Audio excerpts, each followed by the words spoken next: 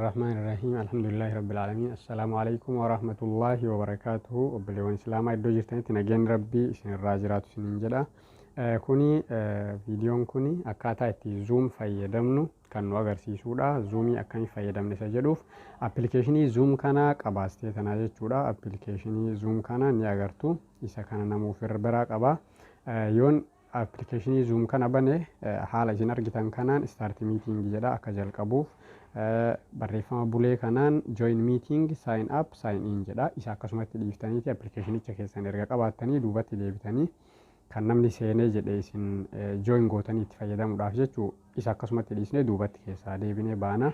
Inshallah amma appilikeeshinii WhatsApp bantanii kallattii maan jechuun WhatsApp bantanii garee linkiin irratti isiniif ergame garee san seentanii linkii san kallattii maan tuyxu anamamee walumaan itti deemaatii ilaallaa jechuudha.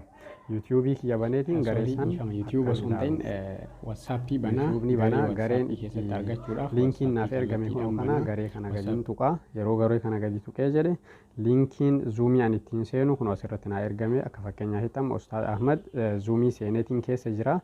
Zoom isaa kana keessatti start join gochuudhaaf amma linkii kana kallattii maan tuqaa jechuudha. Linkii naaf ergame kana wajjumaan tuqnaa isinis haaluma kanaan itti fuftanii paaswordii fi maal osoo isin hin gaafatin yoo paaswordii isin gaafate paaswordiinis kun as jira duwwaa 9211 jedhu kuni paaswordii isaati IDnis asuma irra jira jechuudha. Kanaaf nuti amma linkii kana tuqneeti join goonaa karaa gabaabaadhaan linkii kana mi'aa tuqu. Linkicha tuqee amma garas nageessu jira jechuudha. Gara miitingiin sun yoo irra jiraate eeginaan jedha yoo miitingiin hin jalqabin yoo jalqabamee jiraate ammoo kallattii maan irra nu galcha. Please enter your name Mudassir Umar jedha eeyyeeni jedhaan amma okay jedhaani eetiin ayyama kennaaf kallattii maan gara miitingii yaa start okay akkuma jedheen kallattiidhaan Zoomii keessa nu galcha. Zoomii keessa amma seenneetiin jira dhiifamaa garuu sagaleen waraabuudhaaf naaf eeyyamaa hin jiru. Akkan waraabu kallattiidhaan maayikiin lama fayyadamuu hin dandeettu naan jechuun jira sababa saniif sagaleen dhiifama jechuudha yoo qulqullina qabaachuu baates. Seenneetiin jirra amma haala kanaan isii lammaffaa kana yoo tuqne viidiyoodhaan mul'ata jechuudha. Haala akka amma armaan olitti argitan kanatti viidiyoodhaan mul'ata jechuudha kallattiidhaan. Isii viidiyoo jettu san yoo tuqeetiin sarara san irraa balleesse.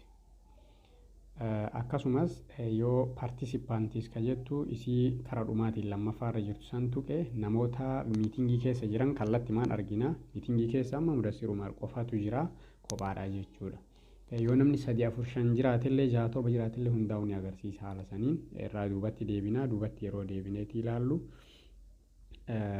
haala kanaan nutti mul'ata. Tokkoffaa irratti audio jedha. Audio, viidiyoo, sheerii, partisipaantii fi moor ka jedhu tanaata argitanii harka bitaa irratti isiin jirtu audioodha. Audio san yoo intuyxanii yookiin ammoo ol diraggootanii ol harkistan waan akka maayikii jirtu san jalqaba harka bitaatiin jirtu yoo isii ol qabdaniiti jettan sagaleen keessan ni dhagayamaa jechuudha. Warroota achi keessa jiran hundatti ni dhagayamaa maayikii san ofirraa banuu dandeettan. Akkasuma moor jettaniiti isii harka mirgaa irra jirtu sana tuyxanii kadhumaa irra jirtu san tuyxanii yoo jettan harka keessan baasuu ni dandeettanii. Hand raise jetti jalqaba irratti moorii kadhumaa san tuyxanii yoo jettan harka keessan baaftu carraan isiniif kennama waan dubbachuu barbaaddan ni dubbattanii jechuudha. Erga maayikii reef harka bitaa irra jirtu san audio san ofirraa bantaniin booda moorii san tuyxanii raise handii harka baasuu san baastanii harka keessan baasanii itti fayyadamuu ni dandeettanii. Garuu audio yeroo kaan ofirraa cufuu qabdan yeroo yaada kennachuu barbaaddan malee haala saniin fayyadamuu ni dandeettanii inshallah. Yoo ofirraa maayikii saniin cufin sagaleen namni isin biraa haasa'u yookaan sagaleen isin dudubbattan ni seenaa. Sagaleen jeequmsa waan uumuuf jecha yeroo ofii dubbachuu hin henne sagalee san ofirraa maayikii san cufuun baay'ee barbaachisaadha jechuudha. Sagalee san ofirraa cuftanii sagalee nama achi keessaa dubbatuu san dhaggeeffachuu dandeettu. Viidiyoos yoo barbaadame bantanii yookiin ammoo ofirraa cufuun barbaachisaadha. Haala saniin itti fayyadamaa isiniin jedha. Yoo gaafii qabaattan naaf barreessaa wanti isin hin galle isiniif ibsaa bal'inaan dhiifama.